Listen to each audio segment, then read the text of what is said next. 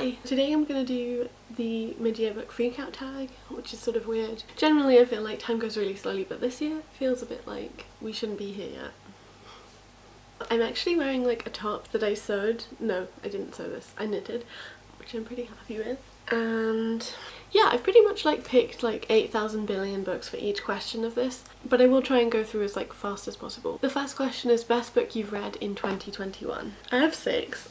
But I have spoken about almost all of them, some of them in quite a lot of depth, so I will just breeze through them. So there's The Quarrywood by Nan Shepherd, there's Maurice by E.M. Forster, there's Disobedience by Naomi Alderman, there's The Gilda Stories by Jill Gomez, there's Wayward Lives, Beautiful Experiments by Sadia Hartman, there's Spinning Silver by Naomi Novik, and most recently there's Lucy by Jamaica Kincaid and Plain Bad Heroines by Emily M. Danforth. Both of these I will be talking about in more detail in like my June reading wrap up, but I love both of them. They're very different books and they're very different sizes, but they're both really brilliant. The next question is best sequel that you've read in 2021. And I have these. It's also because like I couldn't actually decide which one was the best of these. I feel like maybe it's also because I haven't actually read like a sequel that I've like 100% loved. Although I think like Abhorsen by Garth Nix, which is the 3rd in the series, was pretty good. Definitely better than Golden Hand and also definitely better than Clariel. And then Jolly Foul Play is the 4th in a Murder Most Unladylike series by Robin Stevens, and I really enjoyed this one. I think this was one of my favourites of the whole series. So I definitely think that counts. And then I really loved The Tombs of Atuan, which is the 2nd book in the Earthsea series by Ursula K. Le Guin, and yeah, I really love that a lot, so I also wanted to shout that one out. The next question is a new release you haven't read but want to, and for this I chose Let the Record Show by Sarah Schulman, which I've talked about before, which is a political history of ACT UP in New York, and yeah, it looks incredible, and I'm not sure if I will get to it this year, but like I really want to read it. Most anticipated release for like the next part of this year, I have like a couple. There's Lost in Work by Amelia Hogan, which is about work. There is Nothing So Whole as a Broken Heart, which is about Jewish anarchism, and it's like an anthology, but I think it has been released but not in the UK. And then I also am very excited about the Mighty Nine Origins comic that's all about Chester.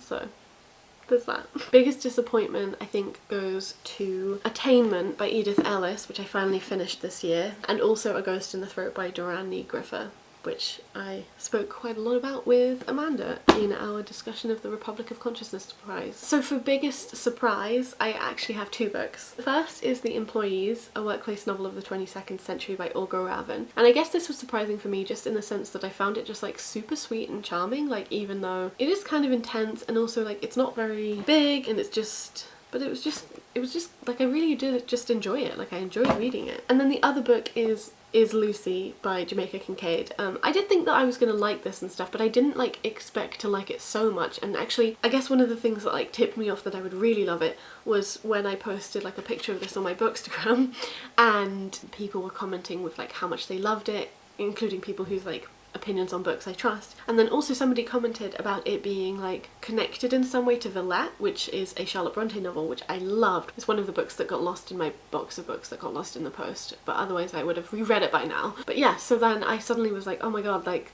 I'm even more excited to read this, and then it was just really brilliant. Like, and I guess that leads us really nicely onto the next question, which is like fave new author, either like debut or new to me, and I would probably pick Jamaica Kincaid because I hadn't ever read her before, and yeah, I'm just excited to keep reading her work. Like she seems really great, and I watched this like really lovely interview with her and she seems super like kind of like weird but sweet and like gross but wonderful. If I can remember I will leave a link to that interview. It was just like 6 minutes or something about like a different book, but it was nice. Newest favourite character, I think I'm just gonna go with like any character in Plain Bad Heroines. I guess especially the ones from the 1902 like era time, including but not limited to like Clara and Libby. Yeah, I'm like in a kind of like love-hate relationship with Merritt, to be honest, partially because she reminds me of myself.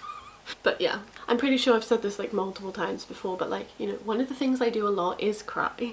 So this next question, like a book that made you cry, there's a lot of books to choose from. However, I chose the book that I think I probably cried like the most at, which is Disobedience by Naomi Alderman, especially the ending. Like oh boy did I cry. The next question is a book that made you happy. Sorry, my phone just... A book that made me happy, which is Zencho's Sorcerer to the Crown. I was like really happy at the end and like happy about the characters and like it was nice. My favourite book to film adaptation is the next question, and I think the only one that really fits for this is Shadow and Bone by Leigh Bardugo, which was turned into Shadow and Bone for Netflix and is definitely better than the book. So the next question is like favourite video you've made, which is quite a nice question, and I guess I would say my 1920s reading vlog. I'm really happy that that's finally out there and finished, and I like it. And I also am just like happy with the videos that Amanda and I made together about the Republic of Consciousness Prize. I think they're really nice and it was like a really nice project to do together. Most beautiful book you've bought. I think this is like, although it's understated, I also think it's pretty beautiful, which is Unknown Language by Hildegard of Bingen and Hugh Lemmy, and it has this like gorgeous interior and like there's a hole in the front. And then another book that I bought actually like really recently that I think has like a gorgeous cover is Bird Summons by Layla Abu Layla.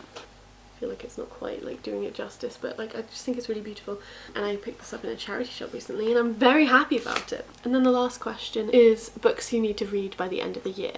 And actually when I was like getting out the books that I want to read by the end of this year, it made me realise I think I just want to make like a video about like my summer reading plans. So I won't include my summer reading in this. I'll just include like the things that like I want to definitely have read by the end of this year, which there are a few still, and some of them are actually books that I've shown in previous of these, but I actually thought I would because, I don't know, like reading is like a very long-term project. Like it's fine if you don't complete the goals that you set yourself, like it doesn't really mean anything about like who you are as a person or whatever, and you can still be like excited about these books, which like I still am, even if I haven't like got to them. So there's Bring Up the Bodies by Hilary Mantel, which is the second in the Thomas Cromwell series, and I read like the first one last year, and I'd like to read another, I think, for the next few years, as in like this year and next year, because I just really loved the first one, and I think I might love this even more because there's like even more Anne Boleyn in it. Then there's Bird Summons by Layla Abu Layla, which I obviously just showed, but I'd definitely like to read that soon. I read another of her books for university actually called The Translator, which I adored, and ever since then I've wanted to read more of her books. Then there's like Jill by Amy Dillwyn, which is a book that I got 70 pages into and I kind of just stopped, but I would like to finish this once and for all. Then there's Love Letters between Virginia Woolf and Vita Sackville West. There's Hard to Love, Essays and Confessions by Brie Ellen Hopper, which was in the mid-year book freakout tag I did 2 years ago, and I still haven't read it, but I still do really want to. You know, a large part of the reason I haven't got to it is because it's non-fiction, but you know, that's fine. I'll get to it when I get to it, but hopefully it will be in this year. And I've got Hope Against Hope, which I did mention last year, but it took me a very long time to like track this down. This only arrived like maybe a couple months ago. You know, I couldn't have read it last year, so. But yeah, this is Hope Against Hope, Writings on Ecological Crisis by the Out of the Woods Collective. And yeah, I'm really excited. It's a lot about like disaster communism and like just like critiquing the like mainstream environmental movement, which is like pretty liberal and bad and not anti-capitalist enough, and also just like steeped in eugenics. And yeah, and then this one is Revolutionary Yiddishland, A History of Jewish Radicalism by Elaine Brossart and Sylvia Klingberg, which I would just like to read as soon as possible by the end of this year, hopefully. So yeah, I think that's everything I wanted to say. Let me know if you've like read any of these books. Sorry for just like mentioning like 8,000 billion books rather than just like one of each question, but I couldn't make all of the decisions. And it's nice. It speaks to how I've had a pretty good reading year so far, so that's nice. Great. I will see you later. Bye!